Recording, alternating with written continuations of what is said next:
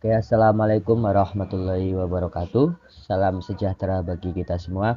Terima kasih kepada teman-teman yang telah menyimak presentasi online kali ini. Terima kasih juga kepada Bu Melisa selaku dosen pengampu mata kuliah Manajemen Lembaga Keuangan. Di sini kami dari kelompok 5 akan mempresentasikan hasil tugas dari kelompok kami tentang studi kasus Pegadaian. Sebelum lanjut ke materi, izinkan kami memperkenalkan anggota dari kelompok kami terlebih dahulu. Ada Arham Madri Andraini, Selviana Damayanti, Sintiawati, Sofia Apriani, Eli Dawindriani, Khairunisa Alifah, dan saya sendiri Misbahul Anam. Oke, langsung saja untuk materi yang pertama tentang pengertian dan perbedaan pegadaian konvensional dan pegadaian syariah.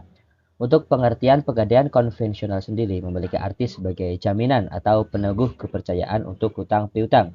Sedangkan lembaga keuangan adalah penyaluran dana masyarakat yang membutuhkan dengan menggunakan dasar hukum gadai. Pegadaian syariah sendiri atau disebut dengan arrohen, yaitu pegadaian yang dengan sistem menahan salah satu barang hak milik dari pinjaman yang berfungsi sebagai jaminan untuk peminjaman tersebut. Untuk perbedaan pegadaian dan pegadaian konvensional sendiri terdapat pada sistemnya. Pada pegadaian konvensional dalam meminjam barang akan dikenakan bunga sebesar 1,15% per minggu atau 2,3% per bulan. Sedangkan sistem pegadaian syariah tidak memperlakukan bunga. Kemudian ada produk gadai syariah, produk mulia, dan rohon fleksi. Struktur hukum pegadaian syariah dari perspektif hukum positif dan hukum Islam. Gadai dalam Islam disebut ran, tetapi dalam Undang-Undang Hukum Perdata pasal 1150 juga telah ada yang memberikan perjanjian gadai menurut hukum termasuk pegadaian real dan sifatnya konsensual. Dikatakan real karena benda yang dijadikan jaminan benar-benar diserahkan kepada murtahin dan dikatakan konsensual bahwa perjanjian ini lahir dikarenakan ada kata sepakat dari para pihak.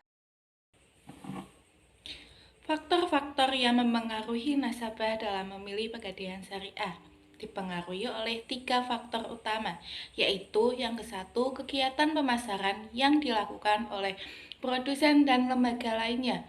Yang kedua, faktor lingkungan konsumen, diantaranya yaitu faktor budaya, faktor karakteristik sosial ekonomi, faktor keluarga, faktor rumah tangga, faktor kelompok acuan, dan situasi konsumen. Yang ketiga, faktor perbedaan individu konsumen. Di antaranya adalah 1. Faktor utama meliputi keyakinan, nilai-nilai, perilaku, dan objek-objek materi yang dianut dan digunakan komunitas tertentu. Yang kedua, faktor sosial. Dan yang terakhir ada faktor kepribadian.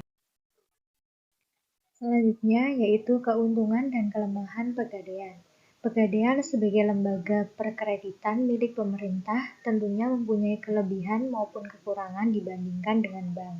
Adapun kelebihan-kelebihan tersebut antara lain ada persyaratan ringan dan mudah, prosedurnya sederhana, tidak dipungut biaya administrasi, tidak perlu membuka rekening seperti tabungan, deposito, ataupun giro. Suatu saat uang dibutuhkan, saat itu juga uang dapat diperoleh, ada keanekaragaman barang yang dapat dijadikan jaminan, dan yang terakhir yaitu ada angsuran ringan karena tidak ditentukan besarnya, sehingga dapat diangsur sesuai kemampuan dan lain-lain. Baik, selanjutnya yaitu adapun kelemahan-kelemahannya. Yang pertama yaitu ada sewa modal pegadaian relatif lebih tinggi dari tingkat suku bunga perbankan. Yang kedua, harus ada jaminan berupa barang bergerak yang mempunyai nilai. Yang ketiga, yaitu barang bergerak yang digadaikan harus diserahkan ke pegadaian, sehingga barang tersebut tidak dapat dimanfaatkan selama digadaikan. Dan yang terakhir yaitu ada jumlah kredit gadai yang dapat diberikan masih terbatas. Barang yang bisa dijadikan sebagai jaminan gadai.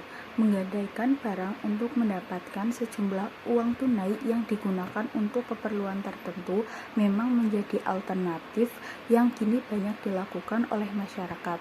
Dengan menjaminkan harta berupa barang, kita bisa mendapatkan pinjaman uang tunai yang relatif cepat cair dan prosesnya mudah.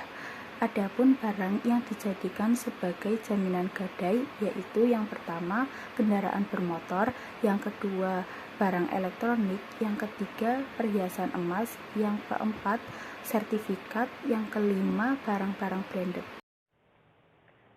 Untuk selanjutnya yaitu prosedur pemberian dan pelunasan gadai.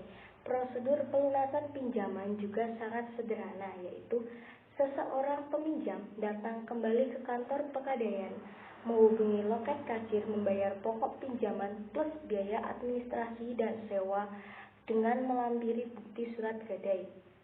Selanjutnya akan mendapatkan kembali barang yang telah digadaikan. Selain itu, pegadaian juga menyediakan jasa di luar jasa gadai, yaitu meliputi jasa titipan dan jasa taksiran. Jasa titipan menyangkut layanan penitipan barang berharga seperti perhiasan, surat berharga, ataupun barang lainnya. Baik, selanjutnya yaitu kesimpulan. Berdasarkan uraian pembahasan dari kelompok kami, dapat disimpulkan bahwa pegadaian konvensional memiliki arti sebagai barang jaminan atau penunggu kepercayaan untuk hutang piutang. Bentuk kegiatannya sebagai lembaga keuangan adalah seperti penyaluran kepada masyarakat yang membutuhkan dengan menggunakan dasar hukum gadai. Sedangkan pegadai syariah atau yang disebut dengan arahan merupakan pegadaian dengan sistem menahan salah satu barang hak milik dari pinjaman yang berfungsi sebagai jaminan untuk peminjaman tersebut. Oke, demikian presentasi dari kelompok kami. Semoga bermanfaat. Bila ada tutur kata yang kurang berkenan, mohon dimaafkan. Kemudian kami akan membuka sesi tanya jawab melalui chat WA group. Sekian dan terima kasih. Wassalamualaikum warahmatullahi wabarakatuh.